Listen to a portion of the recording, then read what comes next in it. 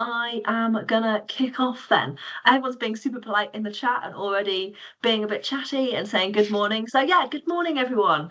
My name is Natalie. I'm the Innovation Delivery Manager here at Spring, and I'm super excited to invite you today to the Ambition Surgery. That's Spring Accelerator 5's Ambition Surgery for leakage and bursts. This is a two-part event, so we've got this one this morning and then we've got another one this afternoon. You have to sign up to them both separately. So if you've only signed up for this morning and not this afternoon, we'll send a message in the chat for you shortly just to have a quick checkup on that. So our person who's going to be leading the session today is Thomas Walker. Thomas is the Senior Innovation Manager at Spring. He leads the innovation program, overseeing the accelerator and the development of Spring's innovation offering. Throughout his career, Thomas has helped to build and scale the innovation capabilities of both for and not-for-profit organisations. Drawing expertise from a range of disciplines and industries, Thomas is consistently able to turn the complex and messy world of innovation into real-world impact. And here he is, over to Thomas to kick off today's event. Morning, everybody. Thank you, Natalie. And thanks to everyone for joining our Spring Accelerator 5 Ambition Surgery. As Natalie mentioned, this is the kind of kickoff of the official launch of Spring Accelerator 5, and we are really excited to be launching a challenge inside Water Innovation Strategy Theme 6, which is taking a whole life approach to responsible consumption and production. We know leakage and bursts in general is an important topic. In England and Wales, it's getting a lot more regulatory attention over the next AMP. And we at Spring are really looking forward to helping to find and progress innovations that can help sort of move the needle in this area. As Natalie said, my name's Thomas. I'm the Senior Innovation at Spring, Senior Innovation Manager at Spring, I should say. So I look after the kind of innovation side of the business. Today, my job really is to provide a little introduction to Spring, our accelerator, the session today, giving you a little bit more context behind the challenge and the area we're going to be exploring, before handing back over to Natalie and all the amazing speakers that we have lined up. And as people are saying in the chat, and Natalie mentioned already, I'll do the same thing in the afternoon, plus facilitating the sort of amazing panel session we've got lined up towards the end of the day. But I will talk about a bit more about that in just a moment. Let's get started with a small introduction to Spring. So Spring is an innovation accelerator that enables collaboration within and beyond the water sector to drive transformational innovation. To give you a little bit more context and tell you what that means, around 2020, the water sector came together to form an innovation strategy, a document to help shape and direct innovation efforts in the sector. It's called the Water Innovation Strategy 2050, and among other things, it outlines 7 themes and sort of short, medium, and long-term ambitions inside each of those themes. Critically, part of this document also articulated the need for a centre of excellence to help sort of deliver the strategy, I guess. So launched in December 2021, Spring is this centre of excellence. We are supported by the entire water sector, as well as a great group of suppliers, academics, and other professional bodies. I guess you can think we sort of sit in the middle of everyone and try and grease the wheels of cross-sector innovation. Because, great stuff happens nationally all around the country, but it's estimated that the same innovation project happens 4 times, which, isn't an efficient use of time or money for anyone involved. So, where possible, practical, feasible, we exist to try and get that number down to as close to 1 as we possibly can.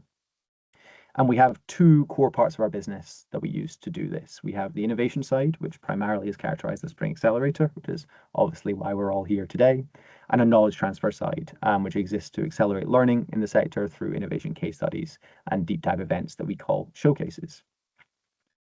So talking a little bit more about the accelerator, why we are all here today. The Spring Accelerator calls out for specific implementable innovation for water companies to trial, progress, and adopt as a collaborative group. So our goal here is to get multiple water companies involved in a project, splitting costs, sharing learnings. So again, that project happens across the sector fewer times.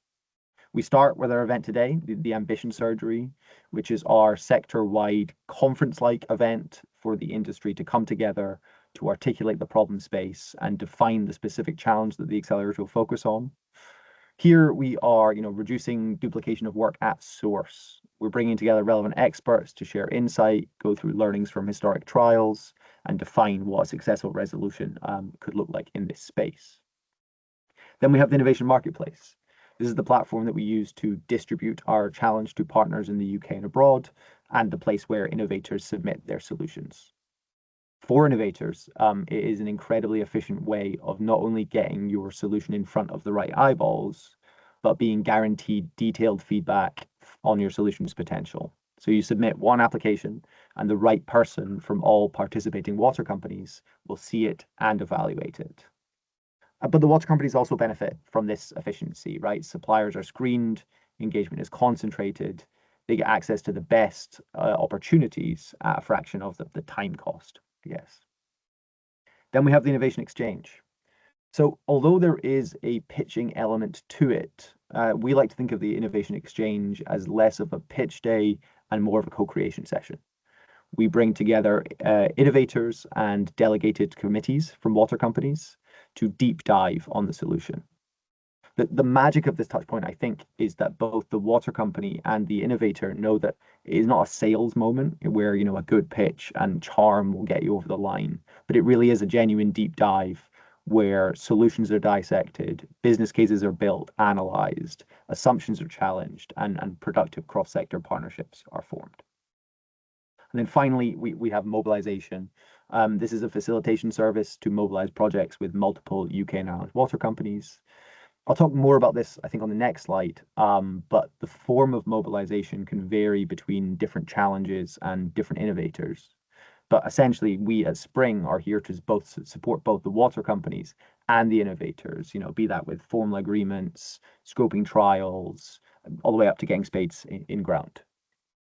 This process makes sure that upstream, we identify a genuine sector-wide need, so that we're tackling the right problem, really. And then downstream, the quality of the interaction between the water companies and innovators throughout this process is such that we find the right solutions.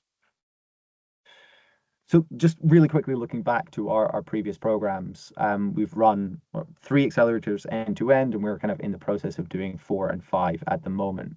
SA1 sat inside net zero, our net zero theme, and looked at process emissions. Spring Accelerator 2 inside resilient infrastructure theme and was looking at asset monitoring in changing environments. 3 inside protecting and enhancing natural systems, and that looked at data integration inside catchment management. SA4 inside providing clean water for all is looking at understanding and managing emerging contaminants in wastewater, and applications for this one are still open until the 25th of November. And obviously we are kicking off the 5th program today. We have 19 innovations in our portfolio, have had all UK and Ireland water companies engaged in the process, and have supported or are in the process of supporting all of our portfolio companies in either securing a multi-partner trial or creating meaningful relationships with individual water companies that help them progress their solutions. And just to kind of give a little bit of flavor to that and pull out a couple here, from SA1, Siemens Xylem are being mobilized as part of Severn Trent's Net Zero Hub. Blue Methane was formerly mentored by a water company and sort of made some specific changes to their business as a result of that. For SA2, Incortic and Smartia are in trials. Creed 7 and Tribosonic both went through a mentoring process. SA3, we're still in the final phases of closing that, but it's also going to be a blend of trials, mentoring, workshops across the cohort. Now, the point of pulling these things out is that to show that there isn't one successful outcome from the Spring Accelerator. Our goal here is to move solutions from where they are today to a place that they are more market ready. And the specifics of that can vary from challenge to challenge or solution to solution. But ultimately, every path is designed to meet both the needs of both the innovator and the water company. So zooming back in quickly on our session today, the ambition surgery, as I mentioned already, is our problem definition and challenge setting mechanism. This means we take our challenge area, we explore it, we begin to define what our specific challenge for this accelerator program will be. And this exploration is done across 2 sessions, one this morning and the other in the afternoon. So right now in the morning session, the purpose is to form a common baseline.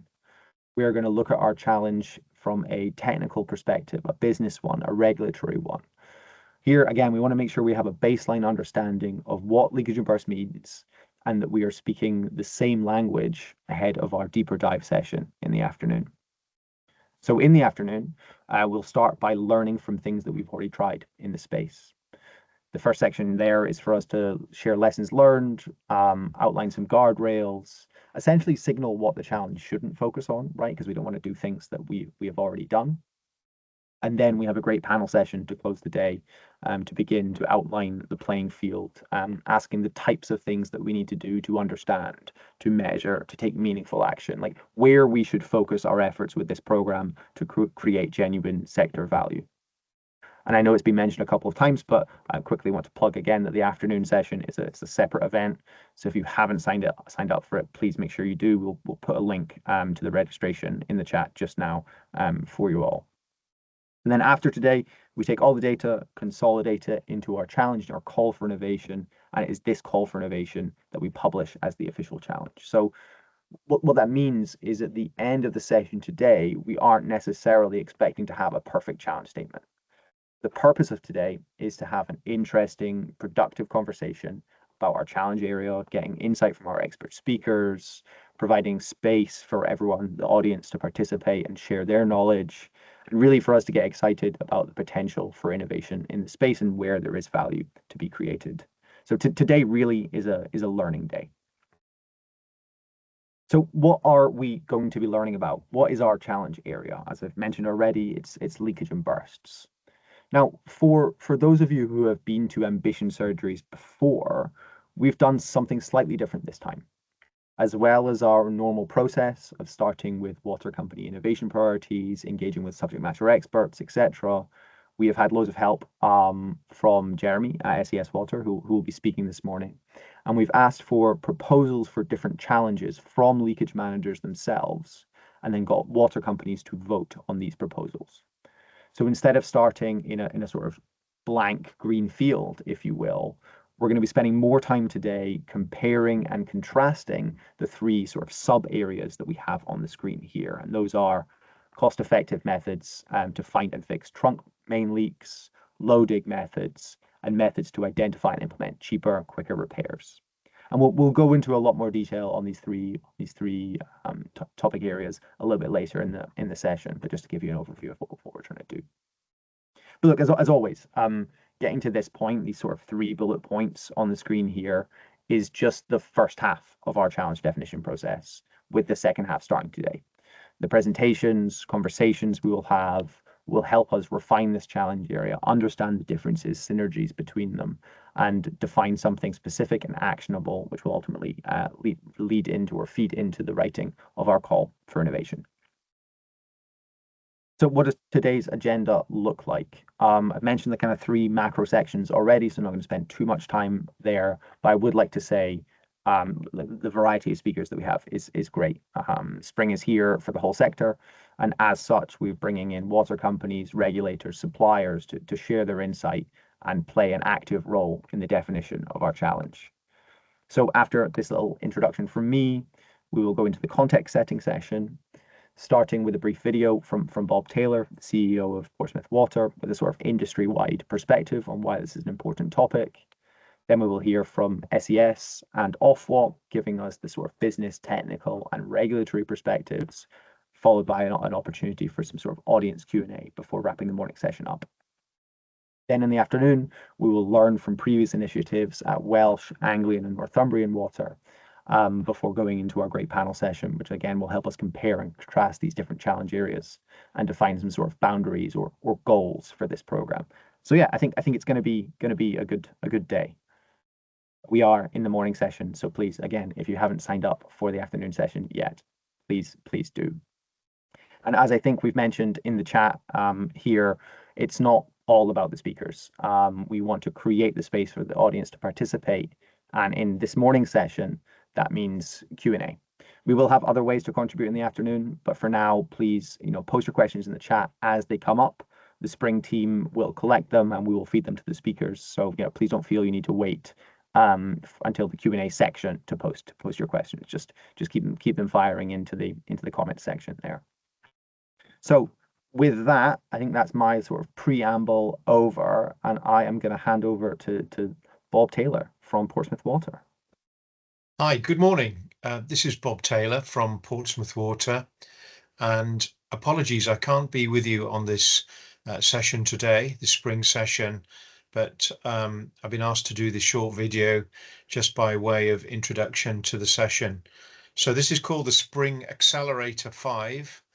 And this is one of a series of ambition surgeries that Spring are holding at the moment, which are really designed to help everyone from all components of the water sector to understand the context of the challenges that we face in a number of areas. And today's challenge is all about leakage and bursts. And as many of you will be aware, it is something I'm deeply passionate about, or an area that I'm deeply passionate about. I've been leading in this area at Water UK level for the last few years with our public interest commitment alongside Peter Simpson, and chairing the leakage conferences, the annual leakage conferences.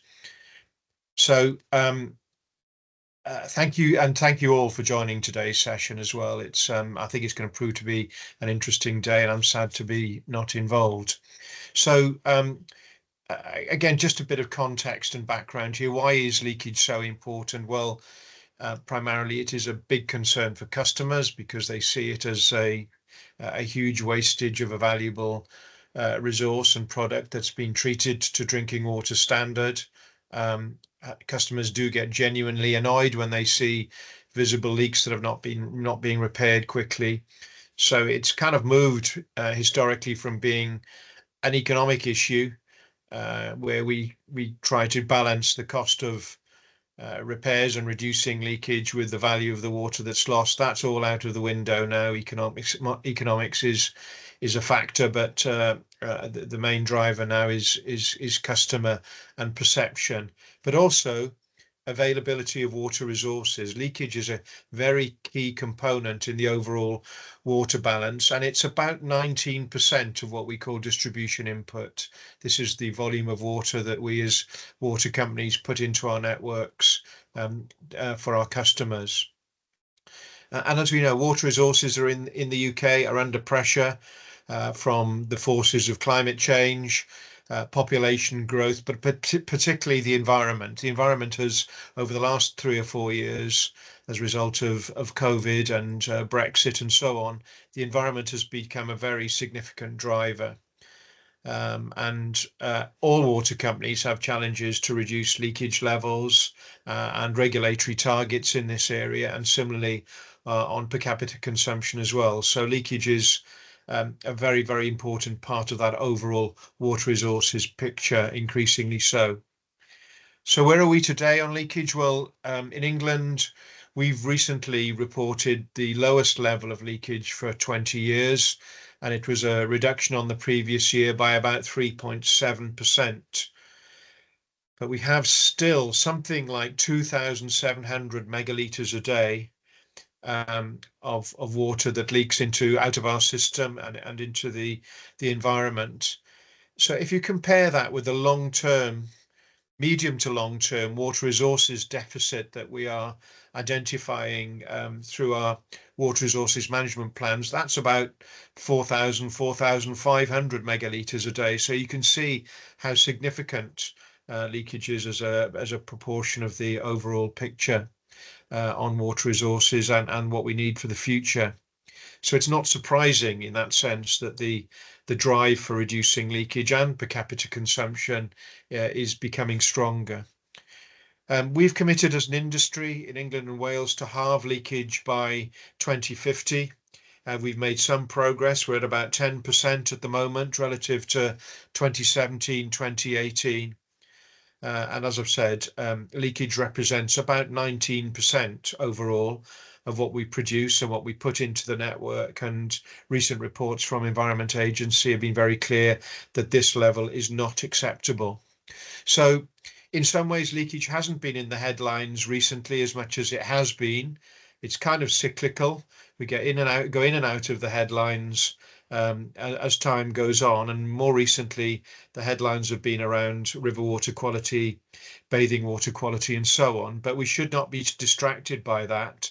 I'm sensing as a CEO that water resources is starting to come back into focus again alongside all of the other wastewater concerns and water quality concerns. So we can't afford to take our eye off the ball, even though perhaps there's a perception that it's not as important as it used to be to customers.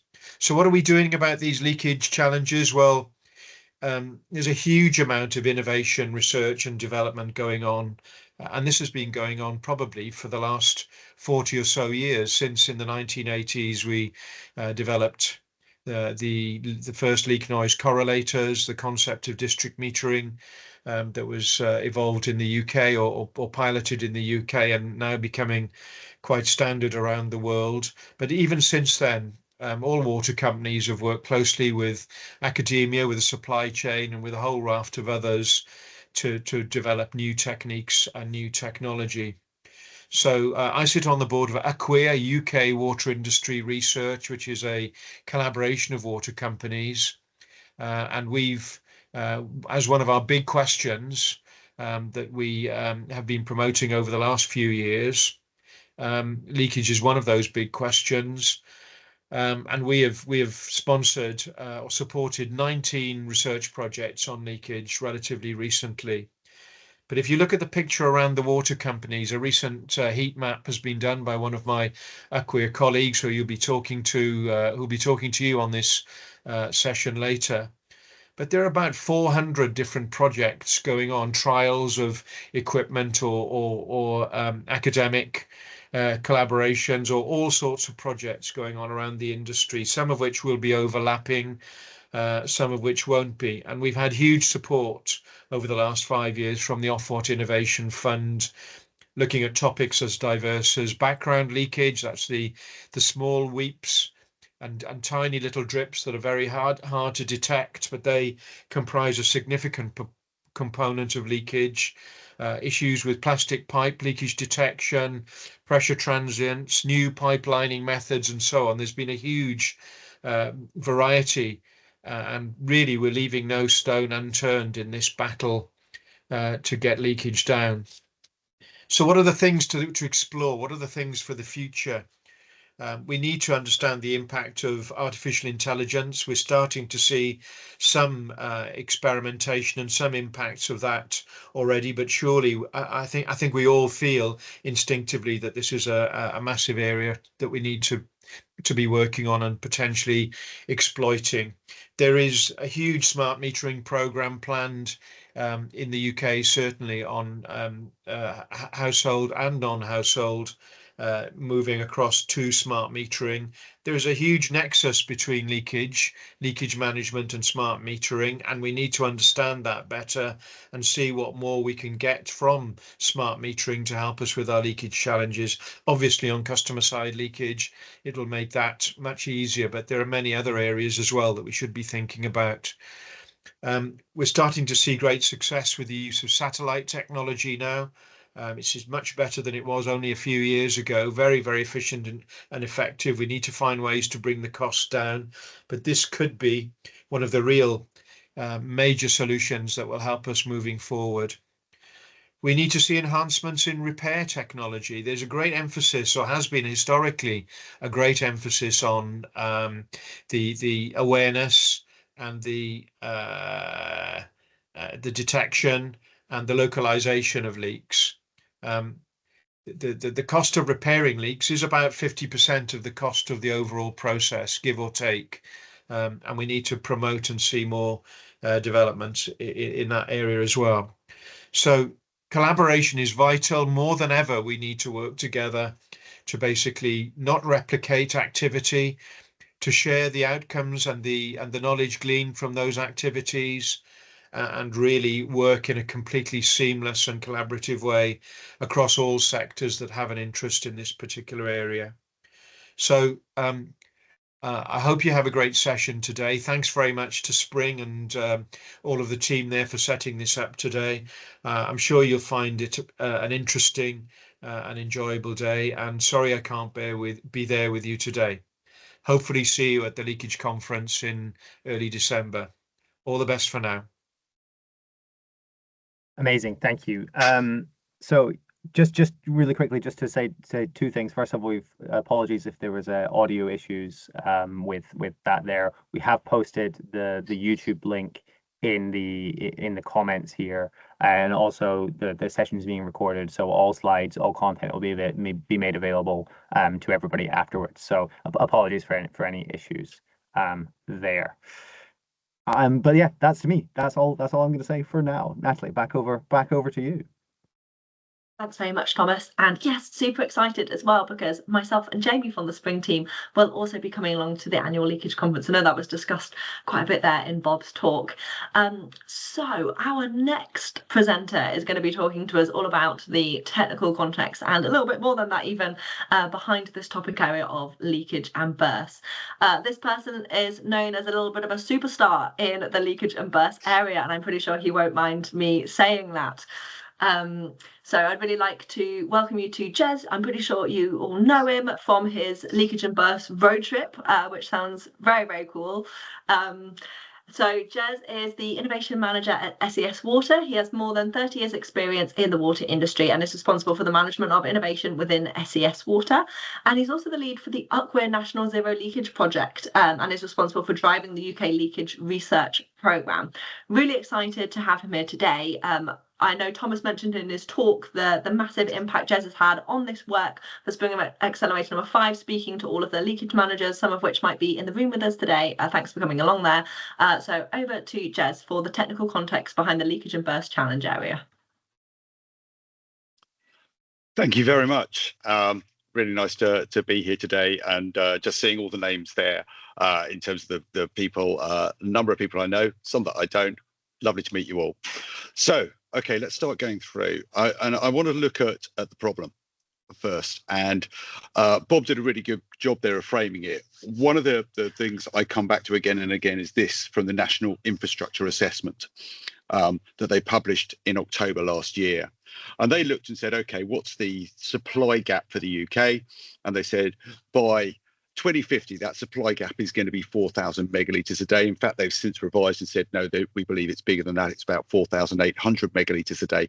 That's the equivalent of the entire distribution input of Thames, Severn Trent and Anglian put together. It's a huge amount of water. Where's it going to come from? 3 solutions that they looked at, and they said, okay, new supply transfer infrastructure. We're seeing that, new reservoirs being built. At the bottom there, reduced demand through measures such as smart metering. That's being rolled out. It's that one in the middle that concerns me. We have to halve leakage by 2050. We've got to find 1,400 megalitres a day. And, you know, when I talk about this, I always say that we've gone beyond that kind of regulatory or reputational bit for the water industry. This is now a requirement. We've got to find that water. We've got to drive down leakage. So how are we doing? So this is the plan. If you look here, for 5 years there, sorry, for 6 years, I've taken the year before as well. From the AMP, this is the plan in terms of where we're meant to be going in terms of our reduction on the left-hand side, megalitres a day. So how are we actually doing? So that's the actual annual performance of the water industry at the moment. You're going, well, it all looked really good in the first 3 years, and then suddenly the last 2, it seems to have gone bad. Yeah, 2023, 22, 23, really tough year. We had summer events and winter events there that caused an extreme rise in the leakage. And when you look at our rolling averages there as well, you can see the effect that that's had upon our ability to drive leakage down. And the trouble is you looked at this in those first 3 years and you thought, yeah, we're doing quite well. Everything seems to be rolling along fine. We get hit by that bad year 22, 23. And my deep concern when I'm looking at innovation, when I'm looking at research here is going, that's climate change that's caused that. It's soil dry out, it's extreme winters. That is likely to become more prevalent as we go forward. How many more years are we going to see where it's going to be really dry in the summer and we're going to get a massively increased burst rate during our summers? That causes problems as well. This is not going to be easy, halving leakage. It's not simple. And we're really going to have to engineer our way out of this, for some of you who know that quote. Okay, how do we do it? Okay, as many of you know, we break it down into 4 areas: prevent, aware, locate, and mend. We came up with this methodology because we wanted to make it clear that solving leakage is hard. There's no silver bullet that will solve it. All of you suppliers out there, and you know what, it's brilliant having you joined us on this Accelerator Day. All of you suppliers, you are able to help us likely in one of those areas. brilliant, fantastic. But to solve leakage, to drive it down to the levels that we need to do, we've got to be brilliant in all 4 of those areas. And that is reflected as well in our UCWEAR program. So this is the research that I do nationally. UCWEAR is a joint funded body. All of the water companies contribute to that, and I do the research for that and put out research programs, working closely with the leakage managers to make sure that that research is answering our needs. And you can see we're a busy program. In fact, we are pretty much the busiest program in UCWEAR. A load of blue completed, a load of green that are my live projects, and then a load of orange that are the ones that I've just got coming through and starting to look at as well.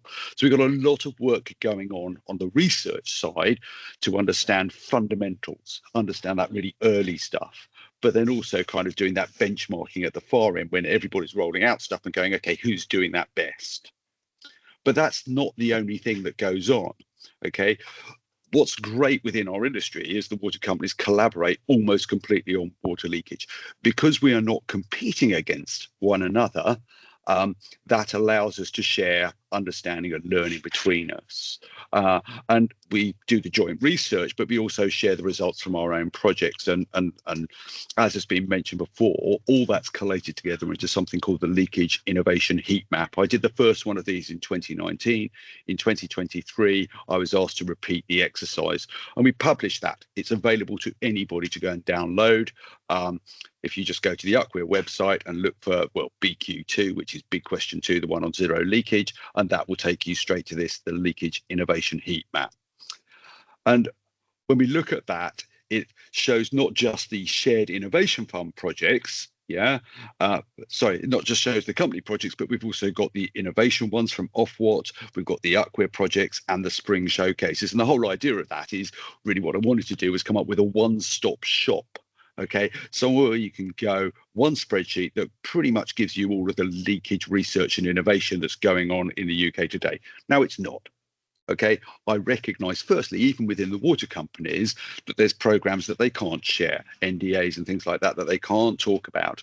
And also, I haven't got anything like the supply chain on there. And I know that supply chain and academia are going loads and loads of research at the moment. And that's why we have these accelerators as well. So we can capture that and bring that on board and make sure that we are understanding what you guys are working on as well. What you actually see if you download that, you'll see the company projects, you'll see the UCWEAR projects, as I said, you'll see the Ofwat Innovation Fund projects, and you'll see the Spring Knowledge Shares as well. So we have a really good understanding of all of those areas and what's going on, where the research is going. Where does it take us? Okay, so this is the kind of breakdown in terms of those various areas, and we can see that most of the research is taking place in that awareness and location area. And that's kind of natural. It's the area that leakage managers have the most control on. And so a lot of the research happens there. There's some that's going on in Prevent, and Prevent is typically broken down into your kind of mains renewal programs, but then also your network management, so your pressure reduction and network calming and things like that. And, you know, as already been mentioned, there's not much going on in the actual MEND area. That's the area where there's the least innovation in terms of live projects, about 13% are there. This PALM methodology has proved extremely useful, actually, in understanding company strategies. And Ofwat required all of the water companies to actually submit their costs for CW for PR24, used around the PALM methodology. There's a spreadsheet on every water company's website you can download, and if you find the actual tab CW19, it will show you the breakdown that company is going to spend on the various areas. You plot that out and you get something like this, where you can go, here's the different water companies, and we can start to see the companies, how much are they going to spend on prevention, how much on awareness, how much on location, and how much on MEND. And then summarize that together. And as Bob mentioned, most of that spend is actually in the MEND area. But it gives us a good understanding now about where costs are going and things like that. So the work done on the heat map, and as I said, I've done that twice now, 2019 and 2023, priorities have definitely changed within the water companies. 2019, everybody was looking about awareness and location still. There was a lot of interest in acoustic networks and things like that. And smart networks as well was just starting to come through at that stage. Where we've seen the change is in 2023, on my road trip, and yeah, literally I drove around and visited every water company in the country. For those of you concerned about the economic side of the environmental cost of that, is I did it in an electric car, or the milk float as Doug describes it. Doug and I went round and visited all of the water companies and had a talk with them about their research plans, about what they need for the next 5-year programs and things like that. And one of the questions I asked is, I said, where do we focus our research? Where do we go forward? And almost every company turned around and said, look, we really need more research on the MEND solutions. The idea there is that once that leak has occurred, the clock is running. Effectively, that leak is losing you water. You have a certain amount of time you're dealing with awareness, a certain time you're going to be dealing with location, and then a certain time that you're dealing with the actual MEND side. So far, we've concentrated a lot in trying to drive down the awareness time, drive down the location time. Where we need to start looking now is driving down our repair times as well. One of the things that became clear as we were driving around the country, and Doug, he's the co-program lead on the UCWIR Big Question from Anglian Water, we had a number of discussions. And one of the things that started to come clear is there's actually a hierarchy of leakage, innovation and research. And I kind of based it around Maslow's hierarchy of needs. And if you look on the left-hand side there, it says, okay, if you look at research and innovation, it kind of goes from that everybody's got something at the bottom there, where, okay, really my research is going to be who does it best. And then you go through, some of us have got it. Okay, what's the best way of implementing, rolling it out? A few of us have got it. Okay, well, maybe there's better solutions out there. So it's that kind of horizon scanning bit. And then nobody's got this at all. It's really cutting edge, bleeding edge stuff. And then at that stage, your research is really looking at, okay, what's the benefits of actually doing more in this area? And when we start to map that out into our various areas, we start to see that actually our awareness side is pretty mature. Now, let me be clear, that is not to say that there's no new solutions coming through in awareness. We've definitely seen that. In fact, our own IDMA solution here at SES Water is very much a new solution in awareness. The issue that you've got there is everybody, or almost everybody, will already have a good awareness tool out there. It's the difference between buying a car or upgrading your car. Yeah, if you've got no car, then any car you get is fantastic. But if you've got a car already, you've got to get over that barrier of, okay, I want it to be better than the car I've got. So awareness solutions typically we're seeing tend to be, they've got a hurdle to get over in terms of getting into a water company. Location, most companies have got really good location systems. There's some new techniques and solutions coming into those areas though. When you look at the prevention side, some companies are doing some really good stuff on prevention. And then finally, obviously at MEND, it's bleeding edge. And what I've tried to do is kind of map that out now into a landscape and say, okay, if we look at our 4 areas, if we look at our UCWIR research, if we look at our Ofwat Innovation Fund projects, if we look at our company projects, and if we look at the kind of Spring knowledge shares, how does that kind of map out? And so I've started to produce this. I will be quite honest, this is an early draft of this, so you guys are seeing this for the very first time, and I'll be kind of interested in comments and such like afterwards. But let's track that from kind of early TRL levels into late TRL levels, into business as usual, and then into mature solutions. What does that look like? Well, okay, if I look at the UCWIR projects, this is what I see. I see that our awareness ones tend to be on the basis that everybody's got solutions, as I said, and therefore they tend to be talking about, okay, who does it best? How do we use those solutions well? If I look at the location side, we are seeing a lot of late TRL to mature solutions coming through in that area. There's some early TRL stuff, but generally it's late TRL to mature solutions. Prevent, less so. We've got some very mature solutions. If you look at something like PRVs that have been around for decades within the water industry, well understood, very mature, and very much if we're looking at research there, it's how do we do that best? But we've also, in prevention, we've got some really early TRL stuff that's coming through, and particularly in things like understanding mains condition and mains failure and where we replace pipes.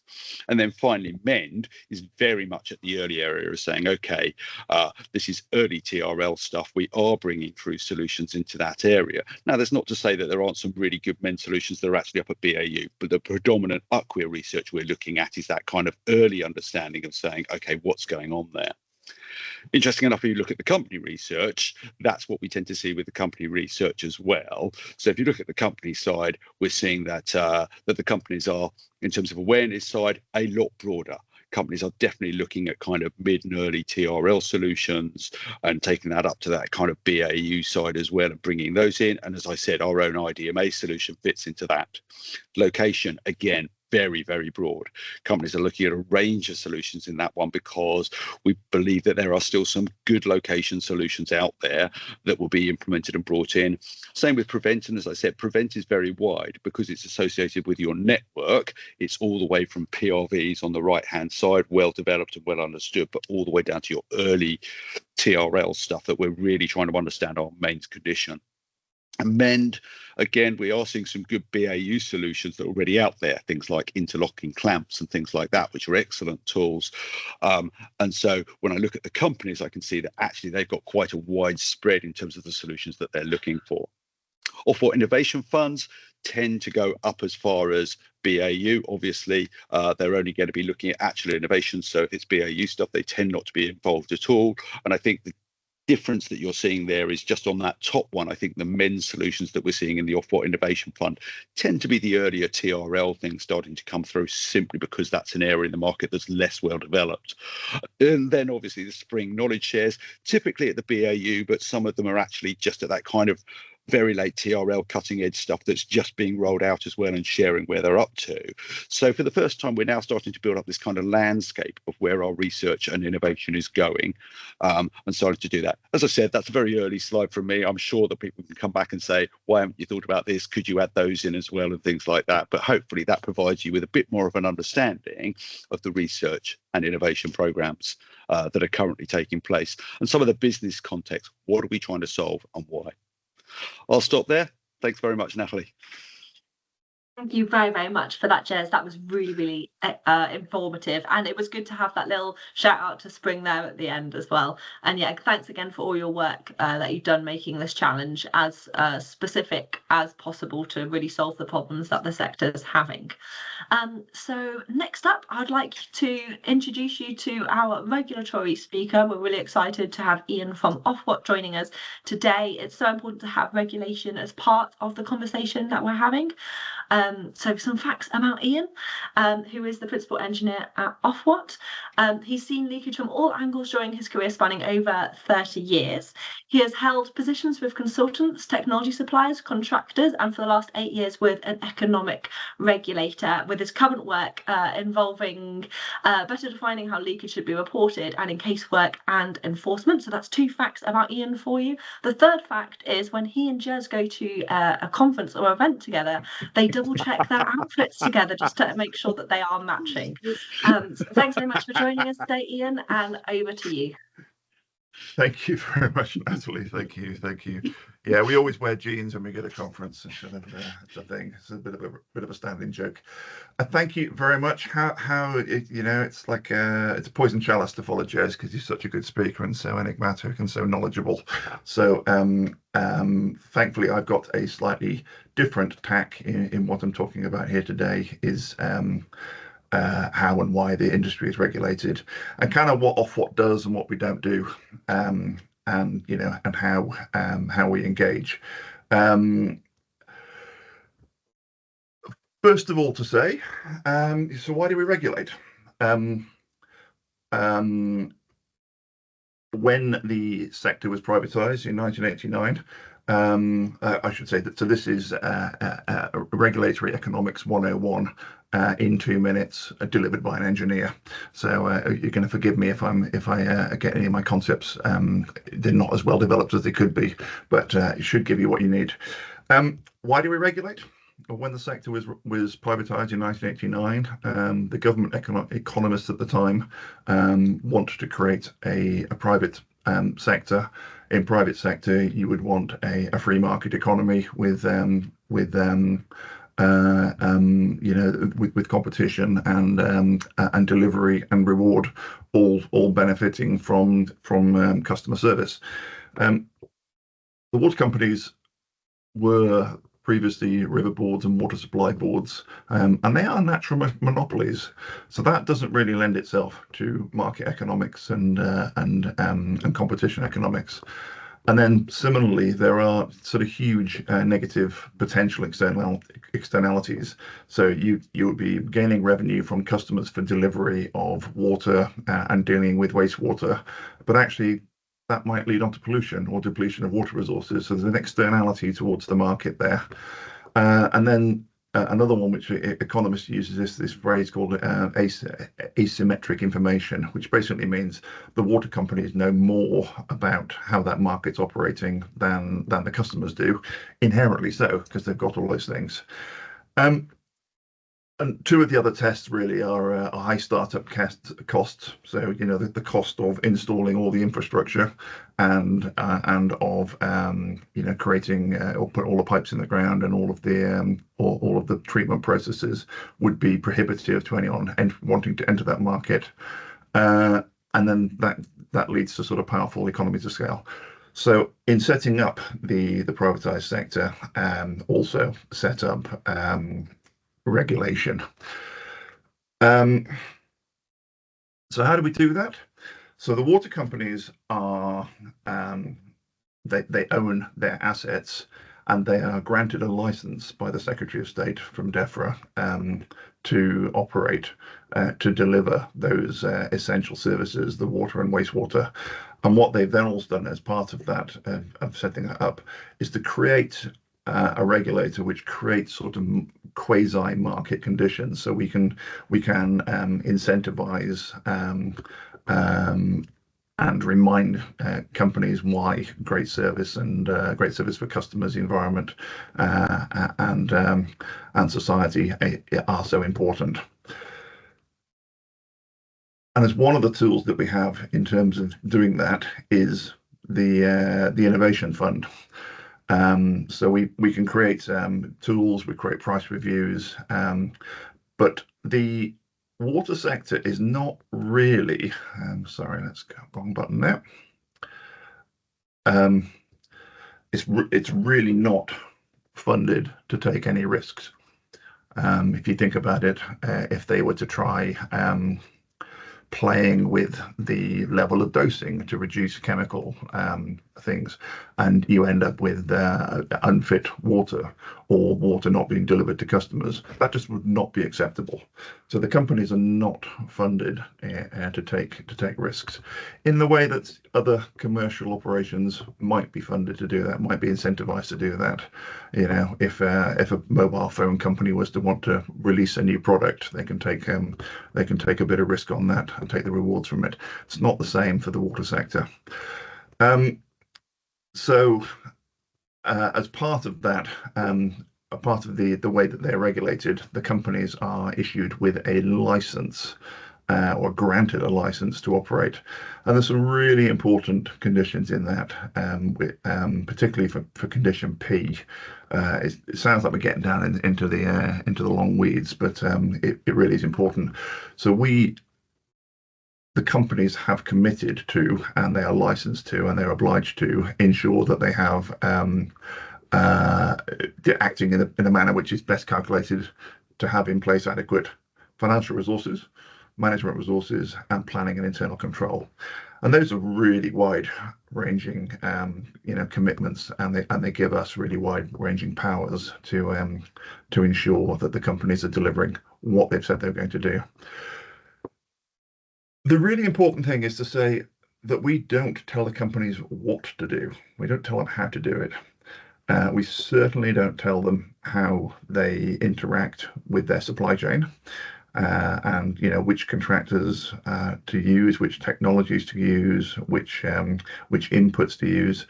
But we very, very much regulate the outcomes that they should be delivering. And we certainly don't intervene in any customer complaints or environmental issues.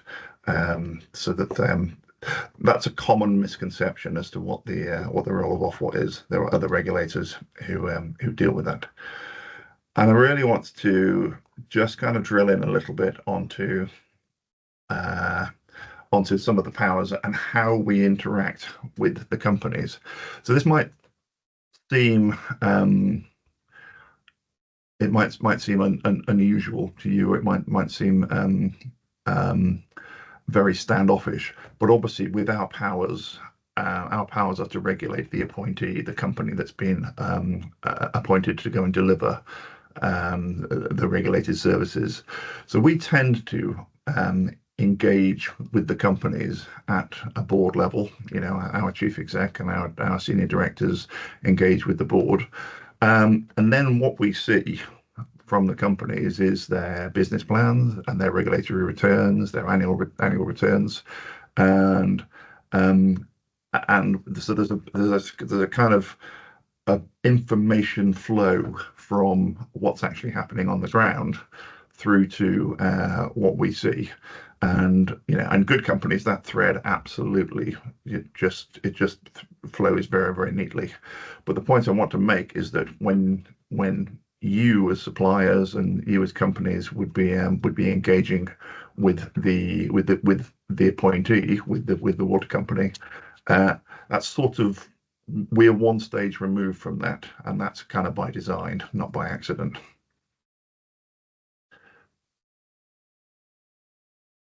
We are the economic regulator.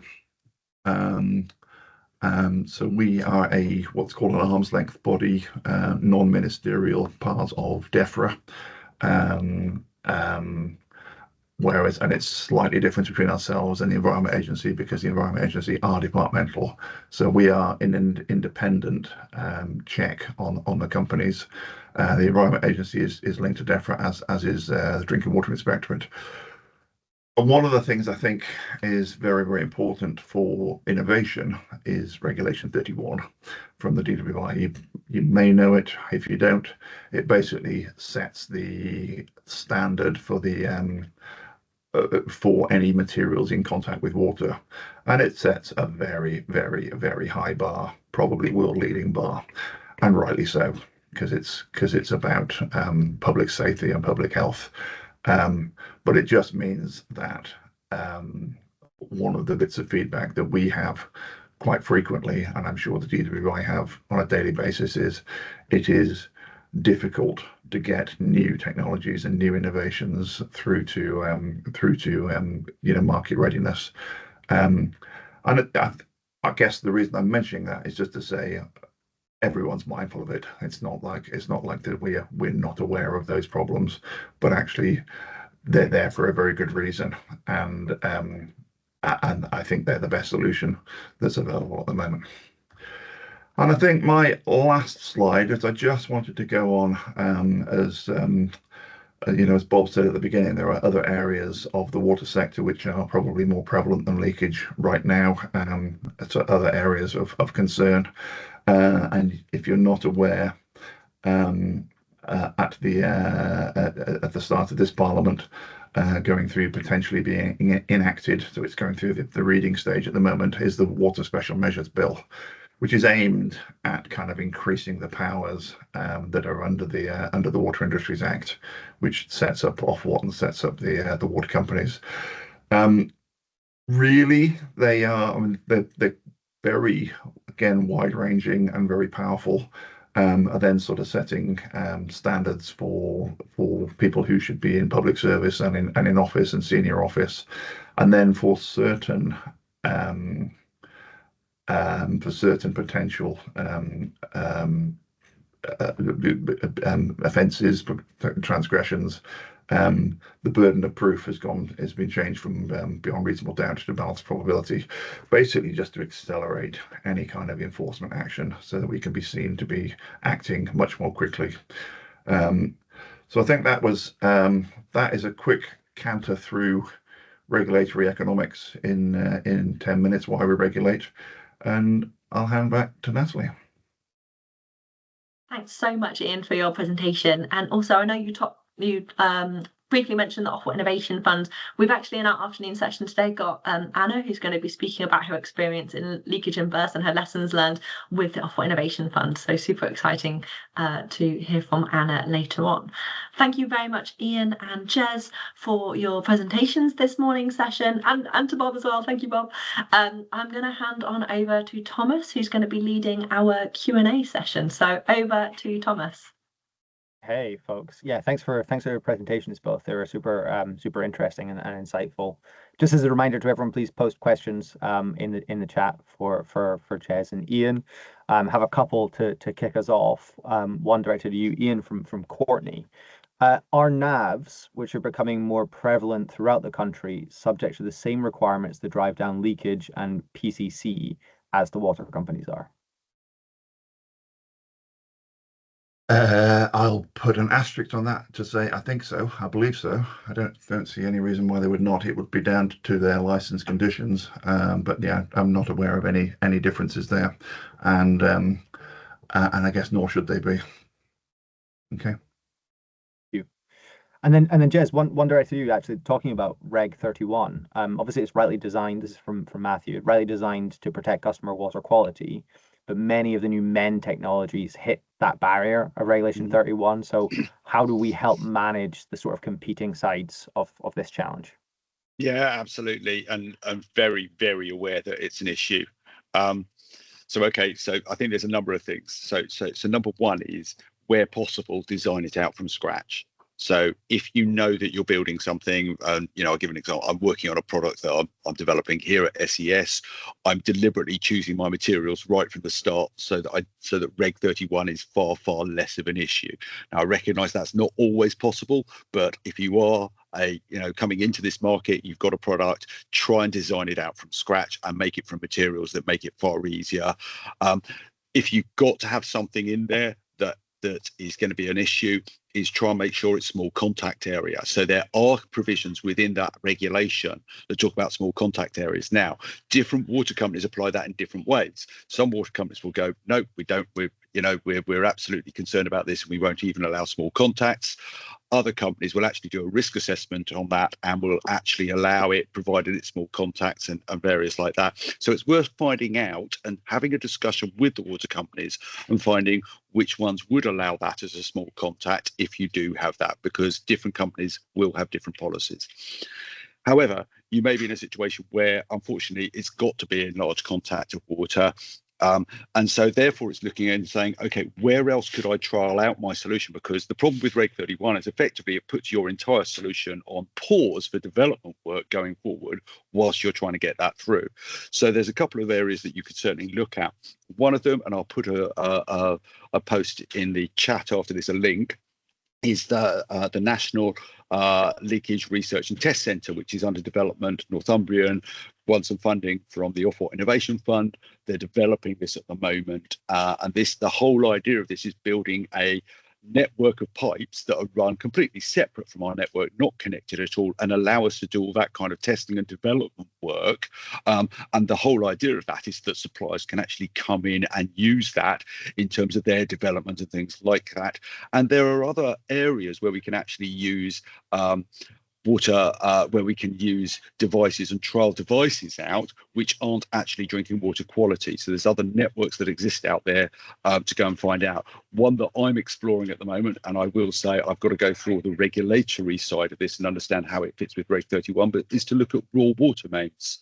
We know that leakage is occurring on raw water mains. It's something that we've certainly got to address, and therefore part of this is maybe saying, okay, can we trial out solutions on raw water? Now, obviously, we've still got to go through regulatory approval on that, but it's upstream of our treatment works, and therefore it's not actually drinking water that's there. So there's a number of things to think through. I would honestly say as well is, I think we need to be front and centre about the regulatory process and say this is what this means for the UK water industry, because I certainly recognise that there are brilliant solutions being in use in Europe, in Australia and America that we struggle to introduce. And in fact, I know that suppliers are turning around and saying it's not worth the wait for me to come into the UK because it takes so long. And I think that's a discussion we need to have with our regulators as well. And so if you do come across situations like this where you're struggling with Reg 31, and in fact, if you're a supplier that's thinking about walking away from the UK, I'd really like to know about that, because I'd like to be able to make the case with regulators and say, look, this is the situation that this is causing. Thank you. And Ian, there's a sort of follow-on in the chat here. I'd be interested to get your perspective on, which is, I guess, about like second order effects or unforeseeable sort of future degradation. So is the comment here saying, for example, at one point in time, people thought it was a good idea to line pipes with bitumen, and the testing required under Reg 31 is pretty limited in terms of the pH tested and longevity of testing. There's a sort of secondary comment asking if the National Leakage Research Test Centre would help with that, but it'd be interesting to just have your opinion or riff on that. Wow, here's a question. Yes, it certainly will. I think we are regulating and the sector is doing what they can do with current knowledge. I guess as future knowledge evolves, then both ourselves and the responses will have to evolve as well. We're very mindful of the sort of the long-term impacts and the long-term consequences of the actions. So we are kind of pushing and encouraging the companies to take long-term solutions. Slightly sort of there's a process that we have to go through for each of the price reviews. So there's so we can't be saying what we're going to be announcing at PR29 and PR34. But I think if you look at leakage, what we've heard from Bob and from everyone else, absolutely right. There is a long-term supply-demand imbalance, and the twin track approach was kind of mooted by Water UK back in 2018. That isn't going to go away anytime soon. The need to go and to bring leakage down isn't going to go anywhere fast. And I think Jez's slides, when he shows that 50% of the spend cost is going to be in the mend element. Perfect space to go and discuss and how that can be best tackled. Yeah, thank you. Jez, talking to your sort of roadshow, your trip, is there anything that what surprised you the most in doing that and going and doing this research for Acquia? Oh, good question. So I think what surprised me the most is when we were looking at strategy and saying, okay, how are we going to get down to halving leakage? The short term, I think everybody has a good plan. Okay, everybody has a good plan and says, yeah, this is how we're going to be working, certainly within this AMP. And they were thinking, yeah, this is how we manage it. But, there's that lovely quote, isn't it? No plan survives contact with the enemy. And when we got hit by that burst breakout, that summer winter breakout, it took everybody by surprise. One of the things I looked at is when I was actually traveling around is I read everybody's annual report and their PR24 before I met with them. And I thought that breakout was a southern thing. I thought, because I knew the companies in the south had really struggled.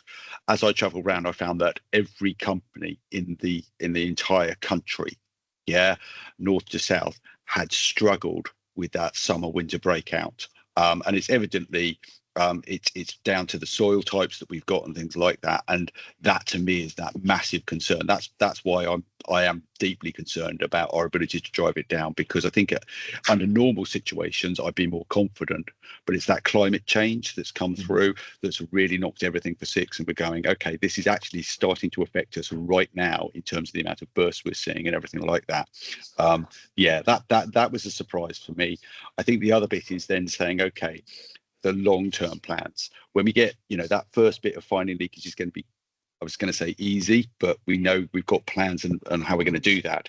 Once we get leakage right down low within the UK, without doing mains replacement, and remember, every other country that's driven down leakage to the kind of levels we've got to go to has relied upon massive mains replacement programs. So getting down to that very low levels of leakage without doing that, that's unknown territory. And that's the other bit that I'm concerned about is how we're going to do it when we get down there. Okay, nice, thank you. It's kind of nice to hear that we're operating in it, or we're beginning to define a challenge in an area that is so sort of important and significant, right? So I can't see any other questions in the chat right now, but I will say that both Jez and Ian will be joining us for the afternoon session and be participating in the panel where we really go a lot deeper. So I guess it's a nice place to kind of close this this morning session. As I said, as we've said a couple of times, the next session will be about 1 o'clock. We'll start about 1 o'clock today, and we can post another link to the registration in the chat now for anyone who hasn't yet registered.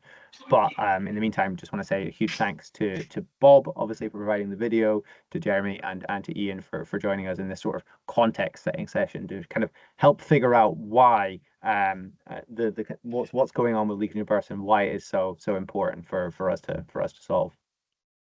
Thank you so much to the both of you and everyone who's joined us. We'll see you at 1 o'clock in the afternoon session. Thank you for joining, everyone.